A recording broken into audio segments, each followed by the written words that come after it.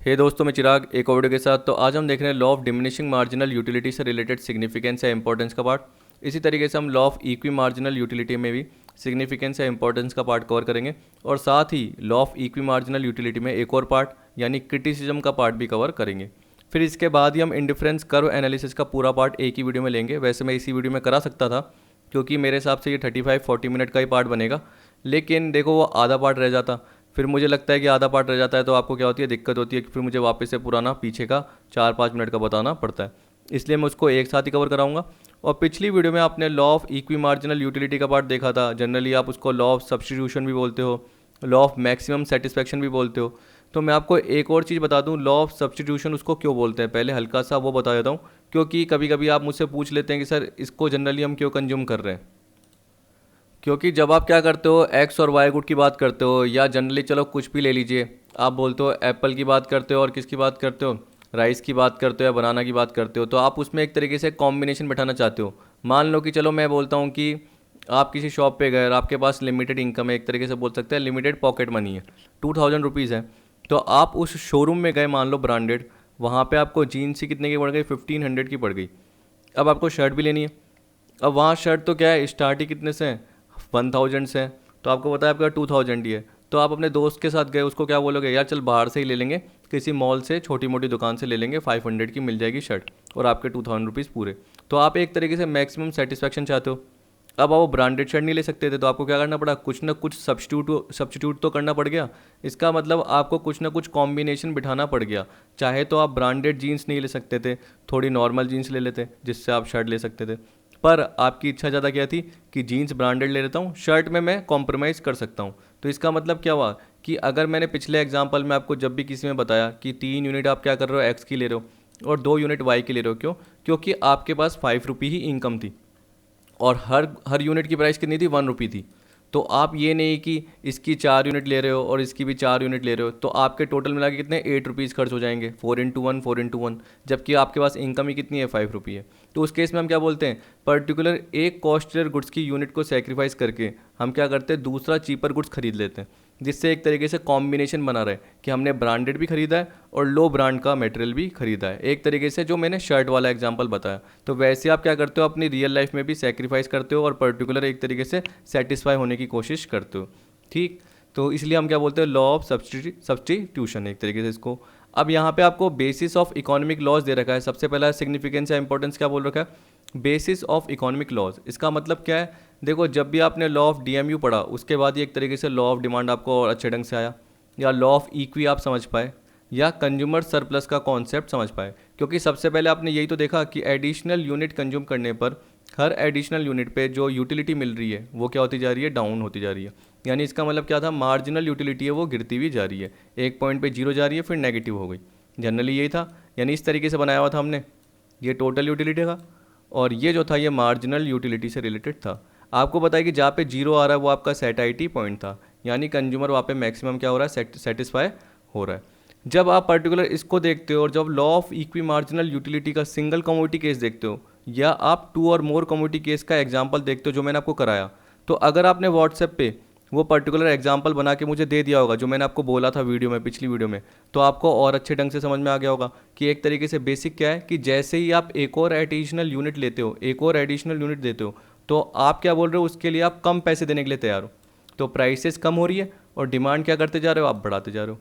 1 2 3, चलो एक बार मैं वहाँ लेके ही चल लेता हूँ आपको, ताकि आपको थोड़ा सा पार्ट समझ में आ जाए। देखिए ये पर्टिकुलर मैंने आपको एग्जांपल बताया था जिसमें आपको बताया था कि प्राइस 10 रुपीज़ है, जो कि आपको पता है कांस्टेंट। और याद रखना कि जब भी आप लॉ ऑफ डीएमयू की बात करते हो तो उसकी जो अजम्पशंस हैं वो आगे के जितने भी लॉ हैं, जैसे law of equi marginal utility की बात करोगे, चाहे सिंगल कमोडिटी केस बोलोगे, चाहे आप 2 और मोर कमोडिटी केस बोलोगे, सब में एक तरीके से क्या है, लॉ ऑफ डीएमयू के अजम्पशन से अप्लाई होते हैं। आपके टेस्ट प्रेफरेंस में चेंज नहीं हो रहा, प्राइस कॉन्स्टेंट है। अगर हमने यहाँ पे जो लॉ ऑफ इक्वी का पार्ट देखा तो उसमें हमने जनरली क्या करा, 1 रुपी = 1 यूटिल्स देखी। लेकिन अगर आप है ना, आपने अपना एग्जाम्पल बनाया, जैसे कईयों ने मुझे एग्जाम्पल दिए व्हाट्सएप पे, तो 1 रुपी = 2 यूटिल्स दिए, किसी ने 4 यूटिल दिया। तो सबकी अलग अलग अप्रोच रहती है, मैंने आपको बताया था सब्जेक्टिव अप्रोच रहती है। लेकिन जो प्राइसेस है वो तो मार्केट से डिसाइड होती है। अब अगर आपको कोई चीज़ अच्छी नहीं लग रही और आपने उसके ज़्यादा प्राइसेस दे दी, तो आप क्या बोलोगे, घटिया है, ठीक है, इसकी इतनी प्राइस होनी ही नहीं चाहिए थी। अगर उसकी प्राइस कम है और आपको उसकी वर्थ ज़्यादा मिल रही है तो आप क्या बोलोगे, यार ये तो अच्छी है, आप और कंज्यूम करोगे। लेकिन अगली यूटिलिटी आपको कम मिलती जाएगी, तो इसका मतलब क्या हुआ, 20 के साथ जैसे आपने 1 रुपीज़ इक्वल टू 1 यूटिल्स बोला, तो आपने क्या बोला कि यार इसके 20 रुपीज़ होने चाहिए थे, जबकि आप एक्चुअल में 10 रुपीज़ दे रहे हो। लेकिन आप एडिशनल यूनिट पे कब बढ़े, ठीक है, जब आप उसके कम रुपीज़ देने के लिए तैयार हो गए। एक और एडिशनल यूनिट के आप सिर्फ 16 रुपये देने के लिए ही तैयार हो, यानी अगली बार आप 20 रुपये नहीं दे रहे हो वापस से, अगली बार आप क्या कर रहे हो, 16 रुपीज़ ही दे रहे हो। जैसे आपने एक और एडिशनल यूनिट कंज्यूम करी तो आप कितने रुपए देने के तैयार हो, 10 रुपीज़ देने के तैयार हो। जैसे ही एडिशनल यूनिट कंज्यूम करी तो क्या बोला कि इसकी प्राइस तो 4 रुपीज़ होनी चाहिए थी अगली यूनिट की। तो इस केस में क्या होता है, आपको पता चल रहा है कि प्राइस कम हो रही है 20 से 16, 16 से 10 और डिमांड बढ़ रही है, तो लॉ ऑफ डिमांड आ गया। समझ गए। तो लॉ ऑफ डीएमयू एक तरीके से क्या है, बेसिक प्रोवाइड करता है, जिससे एक तरीके से आपको क्या समझ में आता है, law of equi marginal utility का पार्ट समझ में आता है, सिंगल केस और 2 और मोर। इसके अलावा आपको लॉ ऑफ डिमांड भी समझ में आ जाता है कि प्राइस कम होने पर ही डिमांड बढ़ती है। अब चलिए वापस वहाँ पे चलते हैं। देखिए अब आपको पता है कि एडिशनल यूनिट कंज्यूम करने पर आप क्या करते जाते हो, एक तरीके से यूटिलिटी कम करते जाते हो। क्यों, कहने का मतलब एक तरीके से हम बोल सकते हैं हम सेटिस्फाई होते जाते हैं और हमारी सेटिस्फाई या हम बोल सकते हैं सेटिस्फैक्शन या जो भी नीड है वो पूरी होती जाती है। इसलिए हम क्या सोचते हैं, यार इसमें वेराइटीज़ होनी चाहिए, ये डिफरेंट टाइप का होना चाहिए, यानी इसमें टेस्ट चेंज होते रहना चाहिए, पर्टिकुलर ये भी हो सकता है। ठीक, तो उसी के बेसिस पे जो प्रोड्यूसर है उस हिसाब से यूनिट प्रोड्यूस करता है, क्योंकि उसको पता है कि आपकी एक तरीके से यूटिलिटी डिमिनिश होती जा रही है। या तो वो क्या करेगा, उस पर्टिकुलर चीज़ की प्राइस कम कर देगा ताकि आप डिमांड बढ़ाते जाओ, या उसमें क्या करेगा, वो पैटर्न चेंज कर लेगा। जैसे आप देखोगे टूथपेस्ट तो अलग अलग कंपनियों के अलग अलग होते हैं, सोप की बात करोगे तो एक ही साबुन कंपनी के अलग अलग क्या होते हैं, एक तरीके से प्रोडक्ट होते हैं। वो एक ही पर्टिकुलर चीज़ के अलग अलग क्या निकालेगा, पैकेट निकाल लेगा। अगर आप नमकीन की बात कर रहे हो तो नमकीन के भी क्या होते हैं, बहुत सारे अलग अलग क्या होते हैं, वेरिएंट होते हैं। तो इस तरीके से बहुत चीज़ें होती है। तो ये बोल रहा है the change in design pattern packing of commodities very often brought about by producer are in keeping with the law. We know that the use of the same good makes us feel bored, हम bore हो जाते हैं। Its utility diminishes in over estimation. We want variety in soaps, toothpaste, pens etcetera. Thus this law help in bringing variety in consumption and production. Pen में तो बहुत चीज़ें होती है कि पर्टिकुलर क्या होता है, कई जने क्या रहते हैं एक ही चीज़ पे लगे रहते हैं, तो वो एक तरीके से एक्सेप्शन हो गया कि वो पर्टिकुलर क्या करेंगे, उसी पेन का यूज़ करेंगे। लेकिन कई लोग क्या करेंगे, अलग अलग वैरायटी चाहते हैं, तो जब भी वो फैंसी स्टोर के पास जाते हैं या किसी पेन वाले के पास जाते हैं, कोई नया पेन आया क्या, ठीक, तो वो यूज़ करके देखते हैं। वैसे ही आप सोप की बात करते हो तो जनरली कई चीज़ क्या होते हैं, कई लोग क्या होते हैं पर्टिकुलर एक ही गुड्स के लिए कंसर्न होते हैं, तो सालों साल वही सोप यूज़ करते हैं। लेकिन कई जने क्या बोलते हैं, अरे वैरायटी आई क्या, कुछ डीओ वैराइटीज़ आई क्या। तो इस तरीके से आपको पता है कि एक ही पर्टिकुलर यूज़ करने पर आपकी आपकी उसके लिए यूटिलिटी क्या होती जाएगी, डिमिनिश होती जाएगी। तो इसलिए क्या होता है, बहुत सारे प्रोडक्ट मार्केट में आ जाते हैं। फिर देखो आपको दे रखा है third, value theory. Value theory देखो इसमें मैंने क्या है, कुछ पार्ट जब मैंने आपको पीडीएफ दी थी पिछली, तो उसमें मैंने यहाँ पे डिमांड कर दिया था, लेकिन ये सप्लाई है, पहले सप्लाई ही था पर मुझे लगा डिमांड है तो इसलिए मैंने चेंज कर दिया। पर ये किसके पॉइंट ऑफ व्यू से दे रखा है, ये जनरली आपने वो देखा होगा, एक सप्लाई का पार्ट आता है और एक डिमांड का पार्ट आता है, मतलब इक्विलिब्रियम की अप्रोच आती है, ठीक है। और आपको पता है कि यहाँ पे जनरली देखो ये प्राइस का पार्ट है और ये डिमांड का पार्ट है, ये प्राइस का पार्ट है और ये डिमांड का पार्ट है, या आप बोल सकते हैं सप्लाई का पार्ट है अगर सप्लाई के पॉइंट ऑफ व्यू से देखना चाहो। तो सप्लायर के पॉइंट ऑफ व्यू से सप्लाई और कंज्यूमर के पॉइंट ऑफ व्यू से ये देखो ये डिमांड का पार्ट था, तो ये सप्लाई है, ये डिमांड है। अब आप देखिए कि अगर प्राइस बढ़ाते हैं तो सप्लायर क्या करता है, सप्लाई बढ़ाने की सोचता है, तो वो क्या करता है और यूनिट क्या है बनाता है, प्रोड्यूस करता है। पर मान लो डिमांड इतनी नहीं है, ठीक है, तो इक्विलिब्रियम का पॉइंट था, वहाँ से आप खिसक गए और आप कहाँ पहुँच गए, यहाँ पे। अब या तो डिमांड बढ़ानी पड़ेगी या तो यहाँ पे लाइन खींचनी पड़ेगी, ठीक है। इसका मतलब डिमांड बढ़ानी पड़ेगी राइट की तरफ।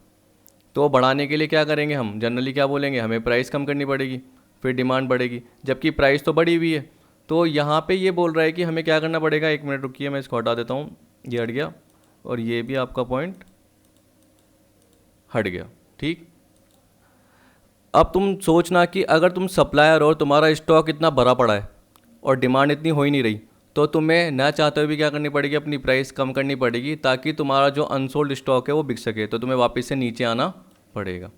तुम्हें वापस से नीचे का मतलब देखो, यहाँ पे आप सप्लाई कर रहे थे ये मान के चलो, लेकिन सप्लाई हो ही नहीं पा रही क्योंकि डिमांड इतनी है ही नहीं, डिमांड तो यहीं पे रुकी हुई है। तो आपको क्या करना पड़ेगा, वापस प्राइस नीचे करनी पड़ेगी। ये जनरली क्या होती है, वैल्यू थ्योरी होती है। एक तरीके से आपको इक्विलिब्रियम पे आना पड़ेगा, क्योंकि देखो जब आप क्या करते हो कि पर्टिकुलर वापस से मैं एक कर्व बना रहा हूँ, एक बार समझाने के लिए ये बनाया, ये आपका इक्विलिब्रियम का पॉइंट है। मान लो कि यहाँ पे अगर आपकी सप्लाई का पॉइंट आ रहा है तो इसका मतलब एक्स इस सप्लाई को डिनोट कर रहा है आपके, लेकिन डिमांड इतनी हो ही नहीं रही क्योंकि डिमांड तो यहाँ पे ही है, इस पॉइंट पे मिल रही है। इक्विलिब्रियम क्या होता है, मार्केट की सप्लाई और मार्केट की डिमांड जब इक्वल हो जाती है तो उस केस पे प्राइस एक डिटरमिन हो जाती है, आपको पता है ना। और आप अच्छे ढंग से मेरे से perfect competition market AR MR उसमें ढंग से सीखोगे, आपको पता चल जाएगा सारा का सारा पार्ट। तो आप क्या करोगे उस केस में, नीचे आओगे। नीचे आओगे तो आपको पता है नीचे क्यों आओगे, क्योंकि प्राइसेस आप सप्लाई यहाँ पे कर रहे हो, तो सप्लाई यहाँ कर रहे हो तो प्राइस ये है P1, तो आप नीचे आओगे ही आओगे। ठीक है, प्राइस फॉल होगी ही होगी, या तो डिमांड बढ़ानी पड़ेगी और डिमांड बढ़ ही नहीं रही आपके प्रोडक्ट के लिए और आपका स्टॉक फालतू के लिए पड़ा हुआ है। तो ये बोल रहा है कि it is because with the increase in stock of commodity it's marginal utility diminishes. तो जैसे जैसे कमोडिटी की स्टॉक बढ़ता जाएगा तो आपको पता है कि आप उसको रेगुलरली कंज्यूम कर रहे थे तो आप डिमांड बढ़ा ही नहीं रहे और सप्लाई फालतू की रह गई। तो उस केस में क्या बोल रहा है, देखो, this law help to explain the phenomena in the value theory that price of commodity falls when its supply increases. आप तो बोलोगे सर आपने ये बताया है कि जब सप्लाई बढ़ती है तो प्राइस बढ़ती है, मैं ये बोल रहा हूँ कि सप्लाई अगर बढ़ रही है तो उस केस में देखो क्या हो रहा है, अगर प्राइस बढ़ती है तो सप्लायर अपनी सप्लाई बढ़ाने की करता है। अगर सप्लाई इंक्रीजेज है, ये बोल रहा है कि जब सप्लाई इंक्रीज हो तब क्या होता है, प्राइस फॉल करनी पड़ती है क्योंकि सप्लाई तो इंक्रीज थी ही। तो ये इक्विलिब्रियम के पॉइंट ऑफ व्यू से देखना जब भी आपको समझना है, क्योंकि देखो एग्जाम में तो कहीं आएगा नहीं है, लेकिन मैं आपको क्या है इसलिए बता रहा हूँ क्योंकि आप कंफ्यूज ना हो। प्राइस बढ़ने पर सप्लाई बढ़ती है, लेकिन यहाँ पे हमारा मेन कंटेक्स्ट क्या है, हम क्या बोल रहे हैं कि जब सप्लाई इंक्रीज हुई, तो जब सप्लाई इंक्रीज थी तो हमें क्या करना पड़ा, प्राइस को कम करना पड़ा क्योंकि हमें डिमांड तक पहुँचना है। हमें क्या पहुँचना है, डिमांड तक। तो आपको पता है कि कुछ सप्लायर जो कि लॉस में चल रहे थे वो हट गए, क्या हो गए, हट गए। और कुछ सप्लायर जिन्होंने प्राइस कम करी तो उन्हें कम प्राइस पे बेचना पड़ा, तो अपने आप सप्लाई नीचे आती गई और वो इक्विलिब्रियम तक मिल गई। समझ गए। तो देखो टाइम लगता है समझाने में, लेकिन आपको इस तरीके से पॉइंट आ गया होगा। फिर आपको बोल रखा है fourth point, diamond water paradox. ये आप जनरली जानते हो कि डायमंड क्या होते हैं, कॉस्टली होते हैं। ठीक है, और वाटर जो होता है जनरली हम बोल सकते हैं कि एक तरीके से चीपर होता है, आपको आराम से मिल जाता है। ऐसे आप नेचुरल बोलोगे सर वाटर की कमी होती जा रही है, लेकिन अभी भी हम क्या बोलेंगे कि वाटर आराम से मिल जाता है। आपका बिल कितना आता है हमारा, 300, 400, 200 किसी का आता होगा, किसी का 100 भी आता होगा। जनरली हमारा 300 आता है, मंथली चल जाता है और पानी आराम से आता है वाटर। ठीक है, इसी तरीके से कंज्यूम की बात कर रहा हूँ मैं पीने के लिए, तो पीने के लिए भी बहुत अच्छे ढंग से पानी आता है। ठीक है, कई जगह पे नहीं आता होगा, लेकिन मैं क्या बोल रहा हूँ कि डायमंड क्या है, कॉस्टली है, और डायमंड क्या है, कम मात्रा में अवेलेबल है, यानी कम क्वांटिटी में अवेलेबल है। तो उस केस में हम क्या बोलेंगे, डायमंड की जो मार्जिनल यूटिलिटी होगी ना वो हाई होगी, और जो वाटर की होगी वो मार्जिनल यूटिलिटी क्या होगी, लो। कैसे, मैं आपको बता देता हूँ। जैसे मान लो कि पूरी दुनिया में 15 ही डायमंड है सिर्फ बचे हुए। ठीक है, तो आपको पता है कि जैसे जैसे एक डायमंड बिकता जाएगा तो जो भी रिचर पर्सन है उसके लिए एक तरीके से उसके लिए यूटिलिटी क्या होती जाएगी, बढ़ती जाएगी। तो लास्ट डायमंड के लिए उसके लिए क्या रहेगी, बहुत ज़्यादा हाई यूटिलिटी रहेगी। क्या पता उसके बहुत ज़्यादा लोग क्या करें, नीलामी अगर हो मान लो तो बहुत ज़्यादा प्राइस लगाए, क्योंकि उसकी क्या एक तरीके से रिलेटिव स्कैरसिटी है। तो diamond पजेज high marginal utility and so A high price. और एक और चीज़ याद रखना, वाटर की टोटल यूटिलिटी ज़्यादा होती है, टोटल यूटिलिटी ज़्यादा होती है, लेकिन आपको पता है कि मार्जिनल यूटिलिटी के हिसाब से ही प्राइस तय होती है। टोटल यूटिलिटी वाटर की ज़्यादा होती है, लेकिन मार्जिनल यूटिलिटी के हिसाब से ही प्राइस तय होती है। अगर आपको पानी नहीं मिल रहा तो आप तड़प रहे हो, तो पहले गिलास के लिए आपको क्या मिलेगी, बहुत ज़्यादा, एक तरीके से जैसे पानी पिया तो आपकी एक तरीके से थोड़ी सी प्यास कम हुई, लेकिन दूसरा पिया तब जाके आपकी प्यास बुझ गई। लेकिन जैसे तीसरा पियोगे तो आप आधा पी लोगे, लेकिन उसके बाद नहीं पी पाओगे। तो लास्ट यूनिट के लिए उसकी यूटिलिटी क्या रहती है, लो रहती है। लास्ट यूनिट के लिए उसकी यूटिलिटी क्या रहती है, लो रहती है। तो ये बोला since water is relatively abundant it पजेज A low marginal utility. जबकि डायमंड क्या है, बहुत कम अवेलेबल है, तो लास्ट यूनिट के लिए आपकी क्या होगी, बहुत ज़्यादा हाई यूटिलिटी रहेगी, हाई प्राइस पे होगा। Hence low price even though its total utility high. और देखो यहाँ पे क्या बोल रहा है, hence low price even though its total utility high. याद रख लेना कि वाटर की टोटल यूटिलिटी हाई होती है, ठीक है, डायमंड के कंपैरिजन में, लेकिन मार्जिनल यूटिलिटी की बात करते हैं, उसी के बेसिस पे प्राइस डिसाइड होती है। तभी वाटर सस्ता है क्योंकि मार्जिनल यूटिलिटी इसकी एंड की लो है, और डायमंड की एंड की मार्जिनल यूटिलिटी क्या है, हाई है, इसलिए वो हाई प्राइस पे बिकता है। That is why water has low price as compare to diamond, तो it is more useful than the latter. जबकि पानी क्या है, ज़्यादा यूजफुल है, लेकिन फिर भी वो सस्ता है, क्योंकि आपको पता है कि इसकी जो एंड की यूटिलिटी है वो लो है। टोटल यूटिलिटी चाहे हाई हो, लेकिन एंड की यूटिलिटी क्या है, लो है। वैसे देखो यहाँ पे हमारी बात कर रहे हैं प्रोग्रेसिव टैक्सेशन की बात कर रहे हैं। देखिए इसका मतलब ये है कि ये जनरली बोल रहा है कि जो टैक्स आपका बढ़ता जाता है ना, जनरली टैक्स की देखना, पर्टिकुलर प्रोग्रेसिव टैक्स होता है, हम क्या बोलते हैं कि आपकी इनकम कितनी है, मान लो 2,50,000 है, उस पर एग्जाम्प्ट है। 250 से 5 लाख पे कितना है, 10% है। मैं पुराने बता रहा हूँ आपको। 5 से 10 कितना है, 20, और 10 से ऊपर कितना है, 30। जैसे अब तो चेंज हो गया पर्टिकुलर, लेकिन फिर भी मैं आपको पुराना बता रहा हूँ, तो एक समझा रहा हूँ एग्जाम्पल कि बेसिक हम क्या बोलते हैं, जो एग्जाम्पशन रेट नील है, पर उससे ऊपर आपका 10, फिर उससे ऊपर 20। तो आपको पता है जो रिचर पर्सन होता है वो तो इससे ज़्यादा ही कमाता है, तो उस पर एक तरीके से हायर टैक्स लिया जा रहा है। जैसे जैसे आपकी इनकम बढ़ती जा रही है, जैसे जैसे आपकी इनकम बढ़ती जा रही है, टैक्स की रेट भी राइज होती जा रही है। किसकी वजह से? Because marginal utility of money to him falls with the rise in his income. मतलब वो जैसे जैसे इनकम कमाता जाएगा तो उसकी एक तरीके से सेटिस्फैक्शन हर चीज़ की पूरी होती जाएगी। तो जो मनी की मार्जिनल यूटिलिटी है ना, वो इसके लिए क्या होती जाएगी, कम होती जाएगी, क्योंकि उसके पास सब कुछ है, इनकम बढ़ती जा रही है, सब कुछ उसने ले लिया, ठीक है, या जो भी चीज़ है, लेकिन उसकी और चीज़ इच्छा हुई, इसका मतलब लग्जरी चीज़ की इच्छा हुई। तो मैं बोल सकता हूँ कि नॉर्मल जो गुड्स है या नॉर्मल ब्रांड है उसकी इसकी इतनी इच्छा नहीं होगी। तो जो मार्जिनल यूटिलिटी मनी की एक तरीके से उसके लिए क्या होती जाएगी, फॉल होती जाएगी। तो इसलिए क्या है, गवर्नमेंट क्या करती है, प्रोग्रेसिव टैक्स लगाती है, क्योंकि इनकम बढ़ने के साथ साथ आपकी एक तरीके से हम बोल सकते हैं इंडिविजुअल कैपेबिलिटी या कैपेसिटी भी बढ़ जाती है अमाउंट को पे करने की, और मनी को फिर आप इतनी ज़्यादा वैल्यू नहीं देते हो क्योंकि आपके पास बहुत सारा होता है। इसलिए बोल रहा है कि मार्जिनल यूटिलिटी मनी क्या होती है, एक तरीके से कम होती जाती है। फिर आपको दे रखा है बेसिस ऑफ सोशलिज्म। आपको पता है रिचर पर्सन रिचर होता जाएगा, लोअर पर्सन एक तरीके से लोअर होता जाएगा अगर इनकम का डिस्ट्रीब्यूशन अनईक्वल है। तो उस केस में हम क्या बोलते हैं, marginal utility of money to the richest low, क्योंकि उसको पता है कि उसके पास इनकम बहुत ज़्यादा सफिशिएंट है। अभी आपने ऊपर देखा कि अगर आप इनकम कमाते जाओगे तो मार्जिनल यूटिलिटी ऑफ मनी क्या रहेगी, आपके लिए लो रहेगी, क्योंकि वो तो आपके पास भरपूर है, ठीक है, जबकि पुअर के पास खाना ही नहीं है, तो उसके लिए तो marginal utility of money high रहेगी। उसको जैसे ही आप क्या करते हो, सपोज करो किसी गरीब को 10 रुपये देते हो, कितना खुश होता है, क्योंकि उसके लिए वो 10 रुपये की जो यूटिलिटी है वो बहुत ज़्यादा है, ठीक है। Therefore advisable that their surplus wealth be acquired by the state. तो गवर्नमेंट कैसे उसकी सरप्लस वेल्थ ले लेगी, टैक्स हायर लगा के, ठीक है, और फिर किसको बांट देगी, पुअर को, किसके फॉर्म में, सब्सिडीज़ के फॉर्म में, ठीक है। आप देख सकते हो उनके लिए बहुत सारी स्कीम्स निकालती है पर्टिकुलर, भामाशाह बोल सकते हैं, हमारे यहाँ पे जैसे निकलती थी, या हम बोल सकते हैं बीपीएल से भी नीचे, बिलो पॉवर्टी लाइन जनरली होते हैं, तो उनके लिए भी बहुत सारी स्कीम्स निकालती है गरीबों के लिए। तो सब्सिडी दे दी, ग्रांट दे दी, वो पर्टिकुलर पार्ट किसके लिए हो गया, गरीबों के लिए हो गया, ठीक है। Who पजेज high marginal utility for money. तो गरीबों की जो मार्जिनल यूटिलिटी फॉर मनी रहती है वो क्या रहती है, हमेशा हाई रहती है। तो एक तरीके से रिचर सेक्शन से पार्ट लिया, टैक्सेस के फॉर्म में पैसा लिया और वो गरीबों में बांट दिया। जरूरी नहीं है रियल में होता हो, आपको पता है गवर्नमेंट तो क्या है, खाऊ होती है, तो वो एक तरीके से क्या करती है, कुछ ना कुछ पैसा तो अपने पास ही रख लेती है। फिर आपको दे रखा है फॉर प्रोड्यूसर। अब देखिए इसमें भी जनरली ये बोल रखा है कि कभी कभी प्रोड्यूसर क्या करता है, प्राइसेस कम क्यों करता है, क्योंकि वो सेल बढ़ाना चाहता है। अगर वो प्राइसेस हाई पे सप्लाई बढ़ाता है, आपको पता है कि प्रोड्यूसर सप्लायर प्राइसेस हाई कर रहा है तो सप्लाई भी ज़्यादा करना चाहता है, लेकिन कंज्यूमर डिमांड ही नहीं कर रहा। तो हमें पता है कि सप्लाई प्राइस क्या करनी पड़ेगी, कम करनी पड़ेगी, तो उसको क्या करना पड़ेगा, प्राइस कम करनी पड़ेगी, तभी जाके उसकी क्वांटिटी ज़्यादा बिकेगी। अगर क्वांटिटी ज़्यादा बिकेगी तो टोटल सेल यानी टोटल रेवेन्यू ज़्यादा हो सकता है। तो जो वो सोच रहा था कि यार उसी प्राइस पे वही क्वांटिटी बिक रही है, इससे अच्छा क्या करूँ, कम प्राइस कर देता हूँ, तो क्या पता मेरी जो यूनिट्स है वो ज़्यादा बिकेगी। अगर वो ज़्यादा यूनिट्स बिकेगी तो जो पहले मेरे को इतना फ़ायदा नहीं हो रहा था, फ़ायदा हो सकता है। The consumer purchase more quantity of that product to obtain maximum satisfaction given their income. तो बोल रहा है कि अपनी इनकम के हिसाब से कंज्यूमर फिर क्या करेगा, प्राइसेस कम हो गई तो और ज़्यादा यूनिट्स खरीदने की करेगा उसकी। पहले उसकी 4 यूनिट खरीदता था, अब क्या पता 6 खरीदेगा। तभी आप देखोगे बाय 3 गेट 1 फ्री, जनरली ऐसे आता है, कंपनीज देती है पर्टिकुलर।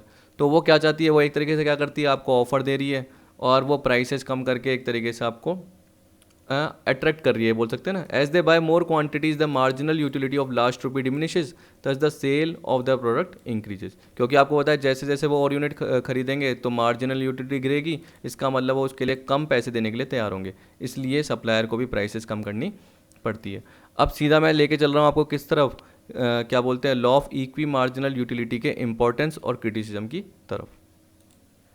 देखिए अब सबसे पहला क्या दे रखा है, प्रोड्यूसर्स इक्विलिब्रियम। अगर आप law of equi marginal utility की बात करें तो वो कंज्यूमर के पॉइंट ऑफ व्यू से देख रहे हो, लेकिन यही पार्ट प्रोड्यूसर के पॉइंट ऑफ व्यू से भी अप्लाई हो सकता है। देखो प्रोड्यूसर्स के पास क्या होता है, फैक्टर ऑफ प्रोडक्शन, जिसके थ्रू क्या करता है, वो प्रोडक्शन करता है, मतलब इनपुट के पार्ट, मतलब क्या हो गया, लेबर हो गया, कैपिटल हो गई, ठीक है। इसके अलावा हम बोल सकते हैं लैंड हो गया, तो लेबर, लैंड, कैपिटल, कैपिटल मतलब क्या हो गया, अमाउंट हो गया, जिसके थ्रू क्या कर रहा है, मशीनरी से खरीद रहा है। तो अब वो लेबर इंटेंसिव टेक्निक रखे या कैपिटल इंटेंसिव टेक्निक रखे, या लेबर की जगह कैपिटल कितनी खरीदे यानी मशीन कितनी ले, या मशीन की जगह लेबर कितना दे। तो एक तरीके से वो एक जगह आना चाहता है, मतलब इक्विलिब्रियम पे आना चाहता है। तो वो कब आएगा, जब marginal productivity of good A upon price A is equal to marginal productivity of good B upon price of B. तो वो कब होगी, जब उसकी कॉस्ट मिनिमम होगी। तो इसका मतलब क्या करेगा, वो फैक्टर्स बदलेगा। डिस्ट्रीब्यूशन में भी यही पार्ट है, पर प्रोडक्शन में जनरली किस पॉइंट ऑफ व्यू से ले रहा है कि जो उसका प्रोडक्शन निकल रहा है वो मार्जिनल, यानी जो भी उसका एडिशनल प्रोडक्शन निकल रहा है उस पर जो एडिशनल कॉस्ट लगी है, चाहे तो वो लेबर की लगी हो, चाहे वो और मशीनरी उसने खरीदी हो, तो वो एक तरीके से इक्विलिब्रियम की अप्रोच पे आ जाए। या हम बोल सकते हैं कि जब उसका जो एडिशनल कॉस्ट लग रही है वो इज इक्वल टू एक तरीके से क्या हो, वो कहाँ तक रुकेगा, जब एडिशनल कॉस्ट यानी मार्जिनल कॉस्ट कहाँ पे हो, मार्जिनल रेवेन्यू के इक्वल आ जाए। तो a wise producer combines different factor of production and substitute one for the other to secure maximum profit. He continue his activity until the marginal return from all factors equalize. इसका मतलब क्या हुआ, जो उसने एडिशनल यूनिट बेचने पे additional revenue कमाया, और एडिशनल यूनिट बेचने के लिए उसने जो एडिशनल लेबर लगाई, एडिशनल कैपिटल लगाई, या कैपिटल की जगह लेबर लगाई, यानी मशीन की जगह लेबर, लेबर की जगह मशीन लगाया, तो उस पर जो उसकी एडिशनल कॉस्ट लगी वो इक्वल हो जाए। तो जब तक वो कब तक कमाता रहेगा, जब तक एडिशनल रेवेन्यू मतलब marginal revenue is equal to marginal cost ना हो जाए। He employs higher return factor in the place of lower return factor. तो वो क्या करेगा, ऐसे फैक्टर्स का यूज़ करेगा जो कि हायर रिटर्न दे रहे हो उसको। यानी जब वो क्या करेंगे, काम करेंगे, तो उस केस में क्या होगी, कॉस्ट मिनिमाइज होगी, वेस्टेज मिनिमाइज होगा, और जो प्रोडक्टिविटी होगी वो मैक्सिमम होगी। then only his cost of production will be minimum. This may be expressed in the following equation. तो देखो आप mu upon price of x बोलते हो ना, mu x upon price of x is equal to mu y upon price of y।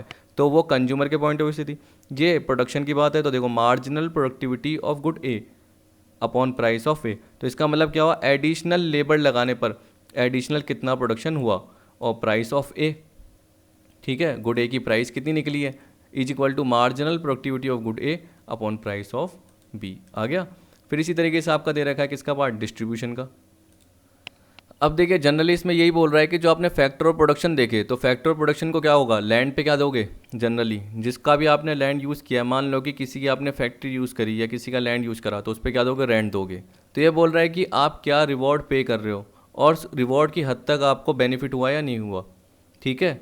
यानी यहाँ पे ये बोल रहा है कि जो हम मार्जिनल प्रोडक्टिविटी की बात कर रहे हैं हर फैक्टर के थ्रू, कि हर फैक्टर को जो हमने एम्प्लॉय किया है उसके थ्रू मार्जिनल प्रोडक्टिविटी निकली है या नहीं निकली, यानी हमने जो उसको अमाउंट पे किया है उसकी कॉस्ट हमारे को रिकवर हुई है या नहीं हुई। तो it determines the reward to be paid to the different factor production. जैसे मैंने बोल दिया लैंड पे रेंट, अगर आप लेबर को बोलोगे तो वेजेस की बात करेंगे, ठीक है। कैपिटल की बोलोगे तो कैपिटल पे इंटरेस्ट का पार्ट आएगा, मतलब जो आपने मशीनरी फाइनेंस के थ्रू परचेज की तो उस लोन पे आपको क्या देना पड़ेगा, इंटरेस्ट देना पड़ेगा। एंटरप्रेन्योर है, रिस्क उठा रहा है, मैनेजमेंट है, तो उसको जनरली आपको क्या बांटना पड़ेगा, प्रॉफिट बांटना पड़ेगा, शेयर होल्डर्स को प्रॉफिट बांटना पड़ेगा। तो ये बोल रहा है distribution, a prudent producer continue to substitute one factor service for other till the cost of employing each factor equal the marginal productivity of each factor. तो यहाँ पे जनरली प्राइस थी, पर यहाँ पे क्या बोल रहा है, cost of employing each factor, her factor को अपनाने के लिए जो कॉस्ट लगी, लेबर को क्या दिया आपने, वेजेस दी, लैंड पे क्या दिया, रेंट दिया, कैपिटल पे क्या, इंटरेस्ट, वो किसके इक्वल हो जाए, जो भी हर फैक्टर ने प्रोडक्शन किया है या हर फैक्टर ने कितना एडिशनल प्रोडक्टिविटी निकाली है। फिर आपके एक्सचेंज की बात कर रहा है। देखिए आपको पता है कि एक्सचेंज की साइकिल तो चलती रहती है। एक प्रोड्यूसर क्या करेगा, जब गुड्स प्रोड्यूस करेगा तो वो बेचेगा, बेचने के बाद जो भी अमाउंट आएगा तो वो वही गुड्स बनाएगा। तो उस गुड्स को बनाने के लिए उसको क्या पता और मशीनरी की ज़रूरत हो। एक कैमरामैन है, आपको पता है कि आजकल देखो प्री वेडिंग शूट होते हैं, तो अगर कैमरामैन क्या करेगा, या तो किसी दूसरे कैमरामैन से, बोल सकता हूँ फोटोग्राफर, दूसरे फोटोग्राफर से क्या करेगा, वो पर्टिकुलर ड्रोन उड़ाने के लिए ले लेगा किराए पे, रेंट पे। या हम बोल सकते हैं कि एक तरीके से कैमराज आते हैं बड़े बड़े, तो पर्टिकुलर हाई स्पेसिफिकेशन वाले कैमरे रेंट पे ले लेगा। लेकिन उसका जैसे जैसे बिजनेस बढ़ता जाएगा, क्योंकि उसको पता है कि पर्टिकुलर उसकी डिमांड बढ़ती जा रही है, तो उस केस में जैसे उसका बिजनेस बढ़ता जाएगा तो वो क्या करेगा, जो भी उसके पास अमाउंट आएगा कस्टमर से, क्लाइंट से, उसको यूज़ क्या करेगा, इन्वेस्टमेंट करने के लिए करेगा। तो यहाँ पे बोल रहा है कि आप बेचते हो, उस पर जो अमाउंट मिलता है, फिर उस अमाउंट को क्या करते हो आप, किसी न किसी जैसे मशीनरीज या प्रोडक्ट जो भी आपके बिजनेस के लिए काम आ रहे हैं, यानी कैपिटल, उसमें आप क्या करते हो, इन्वेस्ट करते हो, या आप एक तरीके से वापस से गुड्स को प्रोड्यूस करते हो। तो ये बोल रहा है the law has importance in determination of the price of goods and service. तो उसी हिसाब से आप अपनी प्राइस तय करते हो। क्या पता आप रेंट पे लेते हो, जब आप रेंट पे ले रहे थे, मशीनरी आपके पास नहीं थी, तो आप ज़्यादा प्राइसेस लेते हो। लेकिन जब आपकी खुद की मशीनरीज आ गई तो आपको पता है कि एक डेप्रिसिएशन की कॉस्ट भी निकल जाती है और वो लॉन्ग टर्म के लिए काम आती है। तो उस केस में क्या करते हो, आप प्राइसेस थोड़ी कम कर देते हो, क्योंकि रेंट आपको ज़्यादा चुकाना पड़ता है, लेकिन जो आपने ख़रीदा उसका आपका ओवर द पीरियड जो भी मशीनरी आपकी यूज़ होएगी 10 साल 15 साल, उसमें इतना ज़्यादा पार्ट आपका डेप्रिसिएशन का नहीं लगेगा जो कि आपका रेंट लगता था। तो इन the case of substitute when the price of one goods increase the demand for other goods increases. तो देखो बोल रहा है कि अगर सब्स्टिट्यूट की बात कर रहे हो तो कॉफ़ी की प्राइसेस बढ़ गई, तो उस केस में क्या हो गया, टी की डिमांड बढ़ गई, क्योंकि कॉफ़ी की प्राइस बढ़ी तो उसकी डिमांड कम हुई। कॉफ़ी के कंज्यूमर कहाँ शिफ्ट हुए, टी की तरफ। When the supply is limited people like to purchase more quantity of goods then its price increases. तो बोला जब सप्लाई कम हो, ठीक है, और लोग क्या कर रहे हैं, डिमांड कर रहे हैं, तो उस केस में क्या होगा, आपको पता है कि लोग डिमांड कर रहे हैं लेकिन सप्लाई इतनी है ही नहीं, तो प्राइसेस बढ़ानी पड़ेगी जिससे डिमांड कम हो जाए। इसको मैं चाहे ऐसे भी समझा सकता हूँ लेकिन उसमें फिर टाइम लग जाता है पर्टिकुलर। देखिए जैसे आपको पता है कि ये इक्विलिब्रियम का पॉइंट है और ये डिमांड यहाँ जा रही है, यहाँ जाने का मतलब राइट में मैंने क्या बताया, डिमांड बढ़ रही है। मान लो ये एक्सिस डिमांड है, ठीक है, इस प्राइस पे, तो कभी मैंने बोला आपको नहीं आ रहा तो कर्व बना के देखो, और ये इक्विलिब्रियम का पॉइंट है। तो अब डिमांड कम करने के लिए, मतलब लेफ्ट में वापस भेजने के लिए क्या करना पड़ेगा, जो प्राइस यहाँ चल रही थी उस प्राइस को सप्लायर क्या कर देगा, बढ़ा देगा। देखो इक्विलिब्रियम बिल्कुल सिंपल होता है, वो इतना सिंपल, देखो कितना सिंपल पार्ट है, मेरे को तो सिंपल ही लगता है कि देखो क्या है, नीचे पार्ट है और जैसे आप प्राइस बढ़ाओगे तो अपने आप क्या होगी, डिमांड क्या हो जाएगी, लेफ्ट की तरफ हो जाएगी, यानी कंज्यूमर डिमांड क्या कर देगा, कम कर देगा। ठीक है, इसी तरीके से बोल दिया when the supply of good is greater than it's demand, जो मैंने आपको बताया था कि अगर सप्लाई ज़्यादा है तो यानी यहाँ पे सप्लाई थी, ठीक है, तो प्राइस क्या होती ये, लेकिन डिमांड तो यहीं पे ही है, तो सप्लायर क्या करेगा, उसको प्राइस को कम करना पड़ेगा। तो कुछ जो नौसिखिए सप्लायर होंगे वो मार्केट से निकल जाएंगे क्योंकि उनको लॉस हो रहा होगा क्योंकि प्राइसेस कम करनी पड़ गई, और कुछ जिनका अनसोल्ड स्टॉक था उनको क्या करना पड़ेगा, सस्ते में बेचना पड़ेगा, तो प्राइस कम कर दी, तो अपने आप इक्विलिब्रियम की सिचुएशन आ जाएगी। तो जब भी अनसोल्ड स्टॉक हो यानी सप्लाई ज़्यादा हो तो क्या करना पड़ेगा, एक तरीके से प्राइसेस कम करनी पड़ेगी। जब डिमांड बहुत ज़्यादा हो रही है तो प्राइसेस बढ़ा देगा सप्लायर, तो अपने आप डिमांड क्या हो जाएगी, एडजस्ट हो जाएगी और इक्विलिब्रियम की सिचुएशन आ जाएगी। और मैंने आपको क्या बताया कि ब्रांडेड शर्ट आपने खरीद नहीं पा रहे क्योंकि आपके पास 2000 ही है, 1500 आपने जीन्स पे खर्च कर लिए, तो आप बाहर से क्या करोगे, एक तरीके से चीपर गुड्स खरीद लोगे, यानी चीपर शर्ट्स खरीद लोगे। तो ये बोला this adjustment between scarcity and price is possible due to substitution of cheaper goods for costlier goods. तभी तो आपने क्या पढ़ा, लॉ ऑफ इक्वी पढ़ा मुझसे। फिर आपको दे रखा पब्लिक फाइनेंस। पब्लिक फाइनेंस का मतलब क्या हुआ, वही गवर्नमेंट टैक्सेस लगाती है in such a manner that the marginal sacrifice of each tax player, बोल रहा हूँ each taxpayer is equal, ठीक है, कि हर टैक्स पेयर का जो मार्जिनल सेक्रीफाइस है वो इक्वल हो सके, मतलब जो उन्होंने एडिशनल इनकम कमाई है उस पर जो टैक्स लग रहा है एक तरीके से वो इक्वल हो जाए। Similarly in deciding about the projects and their total outlay, इसी तरीके से क्या बोल दिया कि कभी कभी गवर्नमेंट को अपने प्रोजेक्ट देखने पड़ते हैं रोड से रिलेटेड, ठीक है, पुल से रिलेटेड जो बोला, रोड से रिलेटेड बोला, हॉस्पिटल बोला, एजुकेशन से रिलेटेड, मतलब जो भी बेसिक इंफ्रास्ट्रक्चर फैसिलिटी हो गई या जो भी वो काम कर रही है उनसे रिलेटेड, तो उस केस में भी एक तरीके से क्या देखना पड़ेगा, सोशल मार्जिनल यूटिलिटी देखनी पड़ेगी। तो बोला it implement only those project which yield greater social marginal utility, मतलब पब्लिक को बेनिफिट ज़्यादा होना चाहिए, तो जिसमें सोशल मार्जिनल यूटिलिटी ज़्यादा होगी उस प्रोजेक्ट पे वो ज़्यादा खर्च करने की करेंगे और उसको एक तरीके से बढ़ा चढ़ाकर उस पर एक्सपेंसेस भी ज़्यादा करेंगे। फिर आपको दे रखा है इंटरनेशनल ट्रेड। देखिए इसके लिए तो आपने वो सुना होगा बैलेंस ऑफ पेमेंट, तो आपको पता है कि export is equal to import एक तरीके से हो, अगर आपके एक्सपोर्ट ज़्यादा है वो भी सही नहीं है, हम बोल सकते हैं, यानी आप क्या है इक्विवेलेंट अप्रोच पर नहीं हो। मैंने आपको business environment and international business वाले पार्ट में बैलेंस ऑफ पेमेंट का पूरा पार्ट बताया, करंट अकाउंट, कैपिटल अकाउंट, ठीक है, और वो वन साइड ट्रांसफ़र जो मैंने आपको जनरली बताए थे, अनरिक्विजिट ट्रांसफ़र जो भी होते हैं, तो वो मैंने आपको बताया। तो आपको पता चला है कि पर्टिकुलर उसमें भी अगर डिफरेंसेस आ जाता है तो उसको भी सही किया जा सकता है, ठीक है, यानी बैलेंस ऑफ पेमेंट आपको इक्विलिब्रियम अप्रोच में चाहिए होता है। तो वैसे ही यहाँ पे क्या बोल रखा है, this law help the government in devising proper export and import policy for the promotion of economic development of the country. अब गवर्नमेंट क्या करेगी, जो उनके एक तरीके से है ना हायर मार्जिनल यूटिलिटी के गुड्स होंगे वो तो एक्सपोर्ट नहीं करेगी, लेकिन क्या करेगी, वो एक्सपोर्ट करेगी जो लोअर मार्जिनल यूटिलिटी के हैं, क्योंकि जो हायर मार्जिनल यूटिलिटी वाले गुड्स हैं वो तो अपने पब्लिक के लिए यूज़ करना चाहेगी, अपनी इंडिया की कंट्री के लिए यानी इकोनॉमी के लिए यूज़ करना चाहेगी। और एक्सपोर्ट के थ्रू जो लोअर मार्जिनल यूटिलिटी के गुड्स हैं जहाँ पर वहाँ दूसरी कंट्री में उसको एक तरीके से अच्छा समझा जाता है उस पर्टिकुलर गुड्स को, तो वो क्या करेगी, एक्सपोर्ट करेगी। जैसे चाइना क्या करती है, हमारे यहाँ पे क्या करती है, लोअर मार्जिनल यूटिलिटी वाले यानी सस्ते सस्ते आइटम क्या करती है, एक्सपोर्ट करती है ना, वैसे हम भी क्या करेंगे, दूसरी कंट्री में एक्सपोर्ट करेंगे।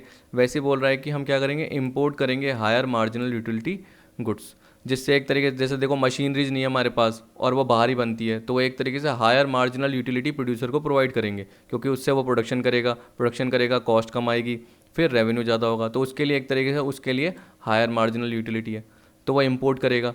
तो export is equal to import होना चाहिए। तो ये बोल रहा है कि it continue foreign trade till the marginal utility from export and import become equal. फिर प्लानिंग फंक्शन देखो, गवर्नमेंट जो आपको बता रखा है कि प्लानिंग फंक्शन करती है, चाहे इकोनॉमिक पॉलिसीज़ हो गई, चाहे बोल दिया कि इंडस्ट्रियल पॉलिसीज़ हो गई, चाहे लाइसेंसिंग टेक्नोलॉजिकल पॉलिसीज़। तो बोल रहा है कि जैसे अनएम्प्लॉयमेंट हटाना है, पॉवर्टी गरीबी हटानी है, ये बोल रहा है, इंडस्ट्रीज़ को सही करना है, 5 ईयर प्लान हो गए।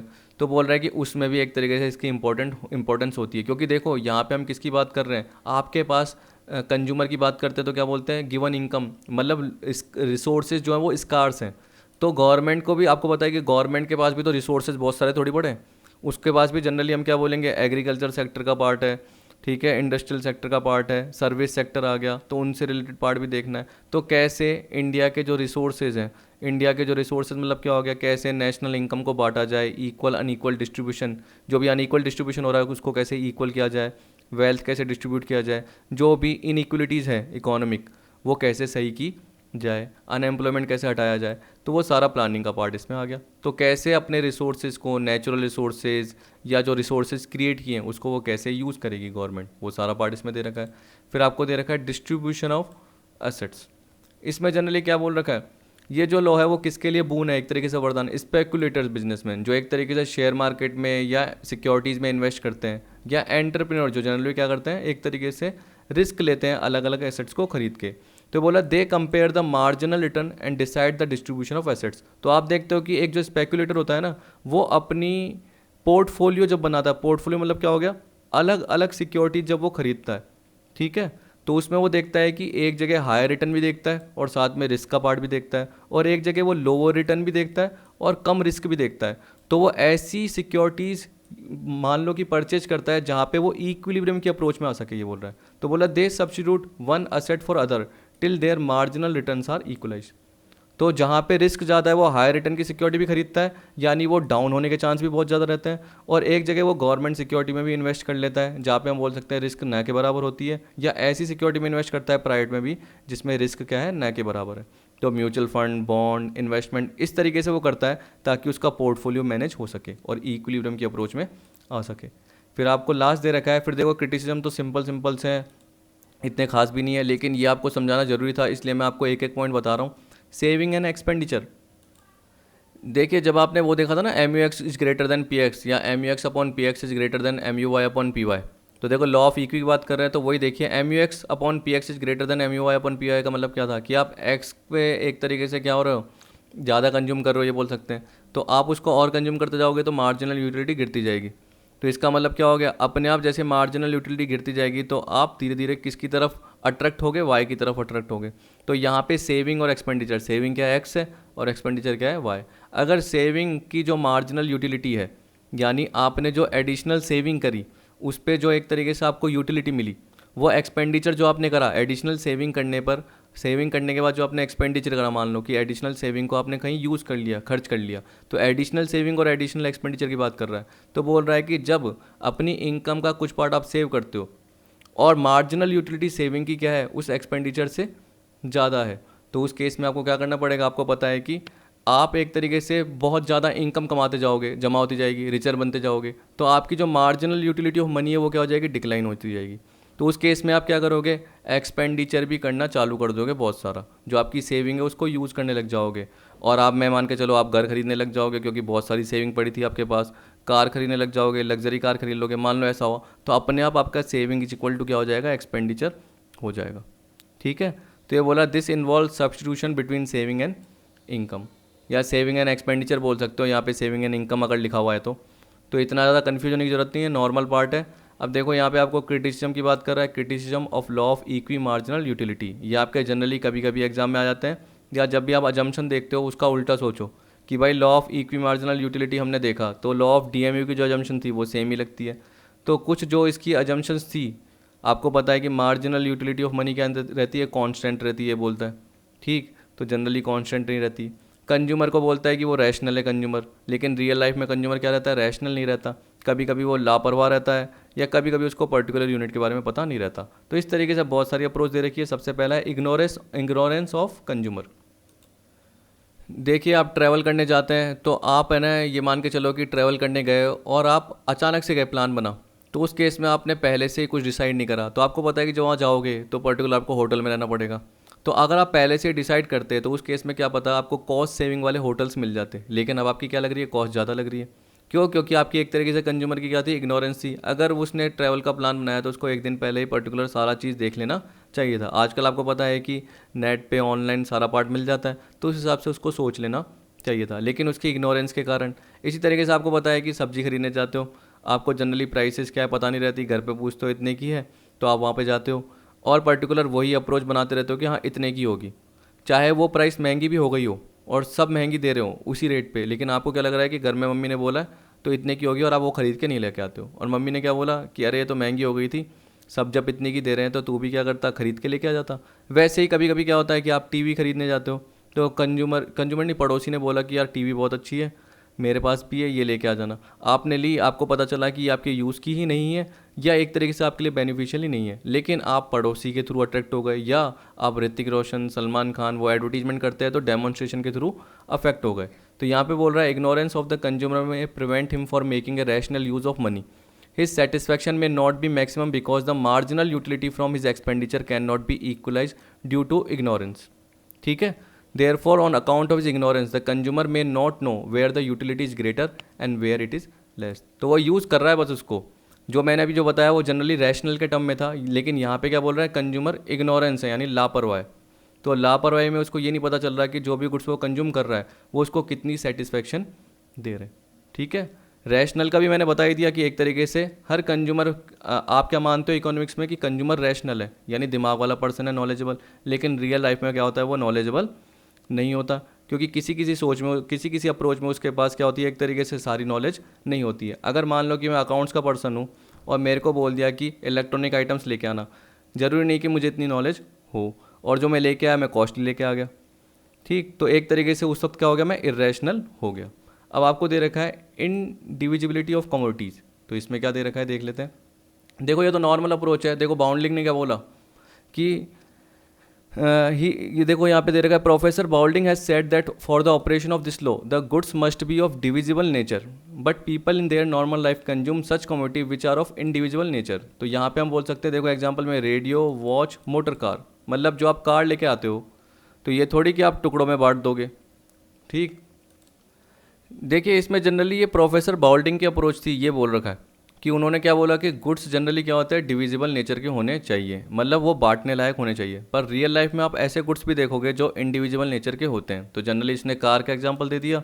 ठीक है, आप और भी पार्ट देख सकते हो, जैसे आपको पता है कि जितनी मशीनरीज देखते हो, या अगर मैं मोबाइल की बात करूँगा तो ये थोड़ी आप 5% में बांट पाओगे, जबकि उसने क्या बोला कि गुड्स क्या होने चाहिए, डिविजिबल हो जाने चाहिए। जैसे अगर हम क्या बात करेंगे, एप्पल की बात करेंगे, 5 एप्पल है तो 1 1 1 1 सब में बढ़ गया, तो वो एक तरीके से डिविजिबल है।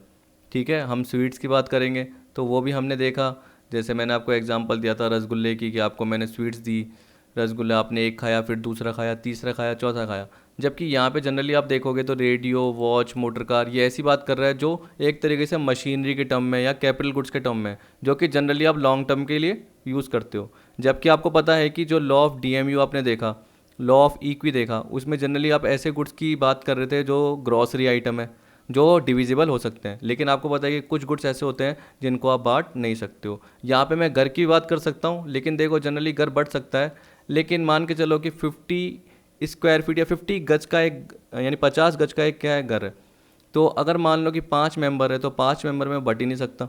तो यहाँ पे एक तरीके से बोल सकता हूँ कि इंडिविजुअलिटी ऑफ कमोडिटी, तो हर चीज़ नहीं बढ़ सकती, ये बोल रहा है। फिर आपको बोला है ड्यूरेबिलिटी ऑफ द गुड्स, ये बोल रहा है कि जैसे एडिशनल यूनिट कंज्यूम करते जा रहे हो तो उसकी यूटिलिटी कम होती जा रही है। अब वो कब तक कम हो रही है, जबकि ड्यूरेबिलिटी के कारण आपको पता है कि वो लॉन्ग टर्म के लिए यूटिलिटी आपकी वही की वही रहती है, यानी सिमिलर रहती है। वो किस केस में होती है आपको बताया, आप जो भी मशीनरीज यूज़ कर रहे हो, जैसे आप रेडियो यूज़ कर रहे हो, वॉच यूज़ कर रहे हो, मोटर कार यूज़ कर रहे हो, चलो वॉच तो फिर भी ख़राब हो जाती है तो उसकी यूटिलिटी क्या होगी, कम हो जाएगी। मान लो 1-2 साल में ख़राब हो जाती है अगर आप रेगुलर यूज़ करते हो, लेकिन कईयों की सालों साल चलती रहती है। लेकिन यहाँ पे वो एग्जांपल दे रखे हैं जैसे मोटरसाइकिल, रेफ्रिजरेटर, तो बोल रहा है consumption of some good is for long period where it becomes difficult to find out its marginal utility. तब मार्जिनल यूटिलिटी पता करना मुश्किल रहता है। क्या पता आपको पुराने आपके जो गुड्स के लिए जो मार्जिनल यूटिलिटी है वो आपकी हाई रहे, क्योंकि आप उसको क्या है, बहुत अच्छे बहुत प्यार से चाहते हो, आप उसको ये बोल सकते हैं कि अपने नज़रों से दूर नहीं करना चाहते हो। और कुछ गुड्स ऐसे होते हैं जनरली हम बोलेंगे कि लॉन्ग पीरियड के लिए यूज़ होते रहते हैं, तो क्या पता आपको जो मार्जिनल यूटिलिटी है वो इक्वल मिल रही हो, वो कोई डिमिनिशिंग नहीं हो रही हो। फिर आपको बोल रहा है effect of custom and fashions.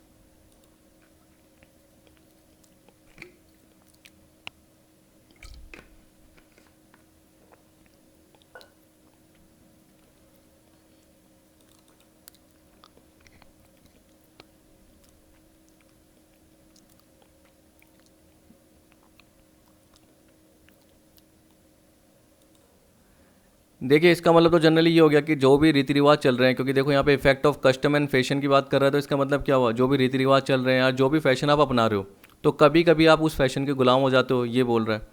ठीक है, और आप सब्स्टिट्यूट नहीं करना चाहते हो दूसरे गुड्स को, और आप पर्टिकुलर उसी फैशन को अपनाना चाहते हो। जैसे मैंने आपको बताया था, हमारे पास में एक अंकल हैं, वो क्या करते हैं, बस सफ़ेद टी शर्ट और सफ़ेद पैंट ही पहनते हैं, white T shirt white pant, और कभी भी वो चेंज नहीं करते हैं। और एक और पास में थे, वो भी हमेशा वाइट शर्ट वाइट पैंट पहनते हैं। तो इसका मतलब क्या हुआ, वो पर्टिकुलर वो ही चीज़ कंज्यूम करेंगे, वो और किसी की तरफ बढ़ना ही नहीं चाहेंगे। तो उनकी मार्जिनल यूटिलिटी कभी गिरेगी ही नहीं, और वो हमेशा क्या रहेगी, सीधी सीधी चलती रहेगी। तो यहाँ पे ये बोल रहा है sometime a consumer may be in the strong clutches of custom or is a slave of modern fashion.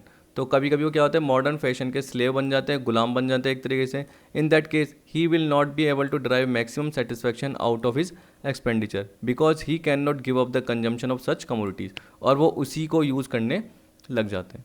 ठीक, फिर आपको देखो, जैसे अगर मैंने आपको बोला कि गेम बोल दो, एक तरीके से पर्टिकुलर गेम चल रहा है, तो आप देखोगे कि आजकल लोग पबजी का बहुत ज़्यादा क्रेज़ है, और उसका क्रेज़ अभी तक हटा नहीं है। जनरली क्या कर रहे हैं, उसको लोग यूज़ करते जा रहे हैं। तो मॉडर्न फैशन में गेमिंग का बहुत ज़्यादा क्या है, क्रेज़ बढ़ने लग गया है। तो आपको पता है कि आपकी जो सेटिस्फैक्शन है उसके लिए बहुत ज़्यादा, यानी यूटिलिटी बढ़ती जाएगी, डिमिनिश नहीं होगी, गिरेगी नहीं, बढ़ती ही जाएगी। तो वो एक तरीके से नेगेटिव पॉइंट ऑफ व्यू से हो गई, पॉजिटिव पॉइंट ऑफ व्यू से नहीं हुई। आपको पता है कि एडिशनल यूनिट कंज्यूम करने पर यूटिलिटी गिरती जा रही है, लेकिन एडिशनल जैसे आपको गेमिंग का कोई नया पार्ट मिलता जाता है, जैसे मैंने 2-4 गेम के नाम सुने हैं, पबजी, फोर्टनाइट, तो आपको पता है कि जैसे जैसे उसमें अपडेट आने लग जाती है तो आपका सेटिस्फैक्शन और बढ़ता जाता है, ये बोल रहा है ना। तो आप उसके पर्टिकुलर क्या बन गए, उस मॉडर्न फैशन के एक तरीके से गुलाम बन गए, और आपको कोई और चीज़ अच्छी नहीं लगती है। फिर आपको बोल रखा है fix proportion of consumption. Again there are certain goods whose consumption in fix proportion is possible, it can not be either increase or decrease. जैसे आपको बोल दिया मिल्क आप डेली कंज्यूम करते हो, तो आप ना तो बढ़ाते हो ना कम करते हो। टी आपको पता है कि सुबह शाम, जैसे मैं क्या करता हूँ मॉर्निंग और इवनिंग, कई जने क्या करते हैं टी पीते ही नहीं है, ठीक, और कई जने क्या करते हैं मॉर्निंग में ही एक बार पीते हैं। तो वो ये नहीं कि 4-4 5-5 पीने लग जाएंगे, नहीं, वो क्या करेंगे, जैसे मेरा जो रेगुलर टाइम है, रेगुलर रूटीन है मॉर्निंग और इवनिंग, मैं वैसे कंज्यूम करूँगा। ब्रेड बटर तो आप फिक्स पोर्शन में कंज्यूम करोगे, ये नहीं कि 1 फिर 2 फिर 3 फिर 4 फिर 5, ऐसे कोई कंज्यूम ही नहीं करता। तो उस केस में यूटिलिटी क्या रहेगी, हॉरिजॉन्टल, वो गिरेगी नहीं। Consumer can use these commodity only up to a proper quantity, तो आप एक प्रॉपर क्वांटिटी में इसको यूज़ करोगे। फिर आपको बोल दिया control or rationing of consumption goods. देखिए आपको पता है कि गवर्नमेंट भी क्या करती है, कभी कभी कंट्रोल कर देती है रैशनिंग के पार्ट पे पर्टिकुलर। आपको पता है कि पर मेंबर क्या बोलती है कि 5 किलो ही एक तरीके से जो भी वीट है वो लेना पड़ेगा। तो अगर राशन कार्ड में 4 मेंबर के नाम जुड़े हैं तो आप 20 kg ही कंज्यूम कर सकते हो सिर्फ। अब आपकी और इच्छा हुई या ख़त्म हो गए तो आपको मार्केट से लाना पड़ेंगे, आपके पास इतना मनी है ही नहीं तो आप अफोर्ड नहीं कर पाओगे। तो ये बोल रहा है कि कभी कभी गवर्नमेंट क्या करती है, रैशनिंग या कंट्रोल लगा देती है कंजम्पशन पे, कुछ कमोडिटीज़ पे। Then in that case the desire of consumer is to use more goods but he can not use it due to control or rationing. अब देखो कोई मैं बोल सकता हूँ कि क्राइसिस आ गया क्राइसिस आ गया, जैसे अभी आपको पता है कि कोविड-19 कोरोना वायरस है, तो उस केस में सारी शॉप्स ज़्यादातर बंद है, या हम बोल सकते हैं रेस्टोरेंट्स ये बंद है। तो आप रेस्टोरेंट में जाके खा नहीं सकते हो, हमारे यहाँ पे नहीं खा सकते क्योंकि कर्फ्यू लगा हुआ है, तो हम मंगा भी नहीं सकते हैं क्योंकि सारी की सारी शॉप्स ये सब कुछ बंद है। रेगुलर जो गुड्स है वही कंज्यूम कर रहे हैं जो आ रहे हैं, और कुछ प्रोडक्ट तो अवेलेबल भी नहीं है, जो हम चाहते हैं वो हमें मिल भी नहीं रहे हैं। जैसे मैंने बोला कि मार्केट में जाके पर्टिकुलर यानी दुकानदार से, शॉपकीपर से, कि यार ले चिप्स दे देना या कुरकुरे दे देना, जो आप नॉर्मल नाम सुनते हो, बोलता है ही नहीं। क्यों? क्योंकि अभी वो मार्केट में प्रोड्यूस हो ही नहीं रहे हैं। तो एक तरीके से गवर्नमेंट ने भी क्या कर दिया, पर्टिकुलर गवर्नमेंट ने नहीं लगाया, गवर्नमेंट ने एक तरीके से जो क्राइसिस की वजह से जो कंट्रोल लगाया उसकी वजह से आपके पास गुड्स अवेलेबल नहीं हुए। तो आपको उस पर्टिकुलर जितना भी आपको गुड्स मिला है, जितनी भी आपको लिमिटेशन मिली है, उसको यूज़ करना पड़ रहा है। तो उस केस में मार्जिनल यूटिलिटी पता नहीं की जा सकती है। Frequent change in the price of commodity, जब प्राइसेस में बार बार चेंज हो रहा है तो उस केस में इस लॉ को लगाना बहुत ज़्यादा डिफिकल्ट हो जाता है। The consumer may not be able to make the necessary adjustment in his expenditure in a constantly changing price situation. तो यहाँ पे तभी हम लॉ ऑफ अजम्पशन जब लेते हैं इससे रिलेटेड, हम क्या बोलते हैं, प्राइस क्या रहनी चाहिए, कांस्टेंट रहनी चाहिए, जबकि यहाँ पे प्राइस कांस्टेंट होती नहीं है। फिर आपको बोल रहा है कंज्यूमर का इनडिफाइनाइट बजट पीरियड। आप जब भी क्या करते हो, अपना फैमिली बजट देखते हो तो जनरली बनाते नहीं हो कि हमें 1 साल का बनाना है, इस साल हम इतना ही खर्च करेंगे, ऐसा कोई तय नहीं करता। आपको पता है कि मंथली जो भी आपका क्या होता है एक्सपेंडिचर होता है वो खर्च होता जाता है, कभी 3,000 हो रहा है, कभी 4,000 हो रहा है, कभी 5,000 हो रहा है। अगर आप एक्स्ट्रा कहीं घूमने चले गए तो और खर्चा बढ़ जाएगा। तो आप एक फैमिली बजट बना के नहीं चलते हो। अगर आप उसको मैनेज करोगे तो आपके प्रॉपर एक्सपेंडिचर भी मैनेज होंगे और आपकी सेविंग भी पता चलेगी, लेकिन आप मैनेज करते ही नहीं हो। तो बोल रहा है कि majority of consumer do not prepare their family budget on meeting expenses as per their requirement. In such cases it become difficult to know the activeness और the use of equi marginal utility. तब ये पता करना मुश्किल रहता है कि यार पर्टिकुलर क्या सेविंग रहेगी, या हम बोल सकते हैं कि वो कौन कौन से गुड्स कंज्यूम कर रहे हैं जिसमें उनको सेटिस्फेक्शन मिल रहा है, एक्स वाई जेड जो भी गुड्स कंज्यूम कर रहे हैं वो पता नहीं किया जा सकते हैं। अब देखो, आपको पता है कि ये जो law of equi marginal utility है कब लगता है, जब रिसोर्सेज लिमिटेड हो। लेकिन ये बोल रहा है कि अगर आपके पास रिसोर्सेज ही अनलिमिटेड हो, ठीक है, जैसे फॉर एग्जांपल आपको बोल दिया कि आपको फ्री गिफ्ट मिलते रहते हैं in the case of free gift of nature, तो ये बोला law has obviously no place where the resources are unlimited. For example in the case of free gift of nature, यहाँ पे हम बोल सकते हैं एयर, ठीक है। तो एयर कोई स्केर्स नहीं है, एयर आपको आराम से बाहर जाओ घूमते रहो आपको हवा मिलती रहेगी, सुबह गार्डन में जाओ आपको ताज़ा ताज़ा हवा मिलेगी, जनरली बोल रहा है एयर। तो ये बोल रहा है कि in case of the free gift of nature in such cases there is no need of diverting expenditure from one direction to another. तो आप ये नहीं कि एयर को जो कंज्यूम कर रहे हो वो क्या कर रहे हो, कम कर रहे हो, या आपकी मार्जिनल यूटिलिटी क्या हो रही है, कम होती जा रही है, ऐसा केस उसमें नहीं रहेगा, क्योंकि रिसोर्सेज जो हैं उसमें भी नेचुरल रिसोर्सेज की बात कर रहा है, वो आपके पास क्या है, अनलिमिटेड है। लेकिन कुछ नेचुरल रिसोर्सेज जो क्या होंगे, लिमिटेड होंगे, तो उसका आप क्या करोगे, प्रॉपर यूज़ करने की करोगे। जैसे हम बोलेंगे कि देखो फॉरेस्ट है, जंगल है, अगर वो ख़त्म होते जा रहे हैं तो गवर्नमेंट क्या करेगी, फॉरेस्ट एक्ट लेके आ जाएगी। क्यों? क्योंकि आपको पता है कि अगर वो जंगल धीरे धीरे ख़त्म होते जाएंगे तो जो ह्यूमन एक तरीके से क्रिएशन का पार्ट है, या हम बोल सकते हैं कि मानव सभ्यता जो है, ह्यूमन कल्चर है, वो धीरे धीरे एंड होता जाएगा। तो इसलिए आप देख सकते हो कि फॉरेस्ट एक्ट बना, आपको पर्टिकुलर गुड्स जो भी प्रोड्यूस करने हैं जिस पे लकड़ी इनका यूज़ होता है तो उसके लिए भी गाइडलाइन से बनी सब कुछ। तो यहाँ पे क्या था, वहाँ पे क्या थे, रिसोर्सेज लिमिटेड थे, लेकिन जहाँ रिसोर्सेज अनलिमिटेड होंगे वहाँ पे एक्सपेंडिचर को डाइवर्ट करने की ज़रूरत ही नहीं है। अब आपके 2 पार्ट दे रखे हैं लास्ट के, पहला दे रखा है आपको यानी 10th दे रखा है इनकम्पिटेंट ऑर्गेनाइजर ऑफ बिजनेस।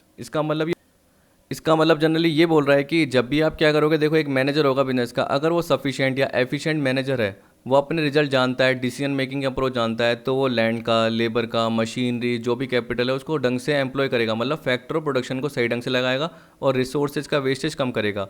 और उसे पता है कि जो लेस प्रॉफिटेबल चैनल है वहाँ से प्रॉफिटेबल चैनल की तरफ कैसे बढ़ा जाए। कहने का मतलब अपने एक्सपेंडिचर को कैसे डाइवर्ट किया जाए जिससे मिनिमम एक्सपेंडिचर हो और वेस्टेज भी मिनिमम हो।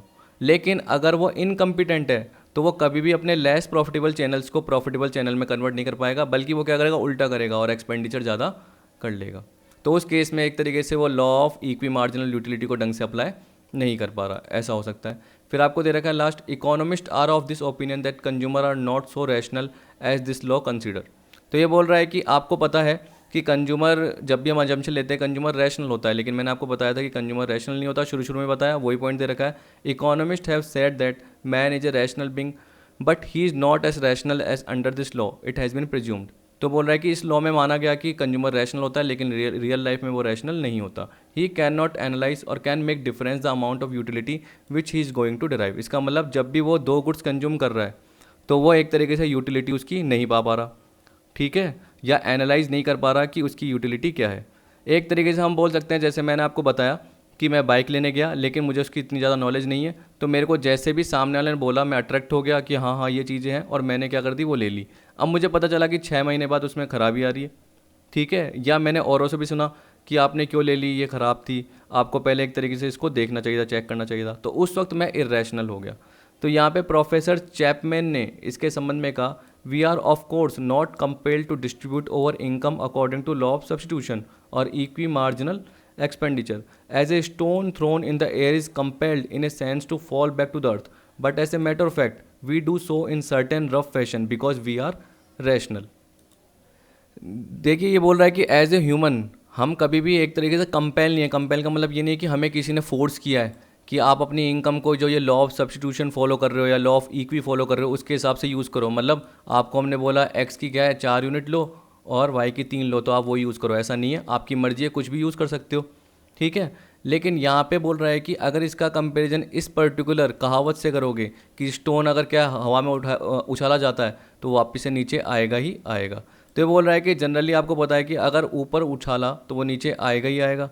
तो ये नहीं कि जैसे देखो यहाँ पे हमें पता है कि पत्थर उछाला नीचे आएगा, तो यहाँ पे एक तरीके से इसको रैशनल पॉइंट बोला गया है। क्या बोला गया है कि पर्सन क्या माना जाता है, रैशनल। लेकिन ज़रूरी नहीं है कि पर्सन रैशनल हो। अगर इकोनॉमिस्ट ने बोला मान लो कि आप 4 यूनिट इसकी कंज्यूम करो और 3 इसकी करो, तब जाके आपको सेटिस्फेक्शन मिलेगा।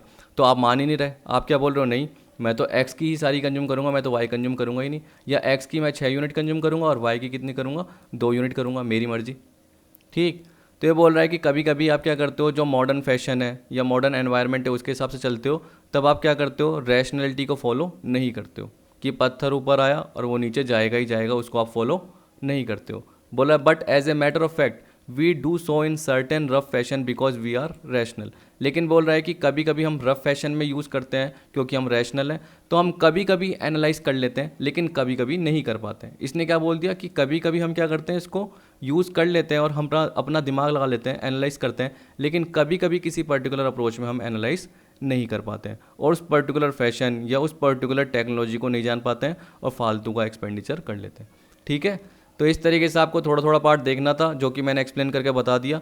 लास्ट के पार्ट में थोड़ी कुछ गड़बड़ हुई होगी तो हुई होगी बीच में, नहीं तो सारा पार्ट आपका नॉर्मल था। ठीक है, तो इंडिफरेंस कर्व एनालिसिस का पार्ट आपके अगली वीडियो में आ जाएगा और एक ही वीडियो में मेरे हिसाब से सारा पार्ट आपका एंड हो जाएगा। उसके बाद हम लेंगे इससे रिलेटेड एमसीक्यूज़ का पार्ट। पास्ट ईयर के एमसीक्यूज़ मैं आपको दे दूंगा व्हाट्सएप पे, वही आपको अनटिक वाले, फिर आपको एक्सप्लेन करके बताने एक तरीके से, यानी आपको उसका आंसर देना है, फिर उसके बाद मैं आपको उसकी एक्सप्लेनेशन की लिंक दे दूंगा। तो वीडियो देखने के लिए थैंक यू।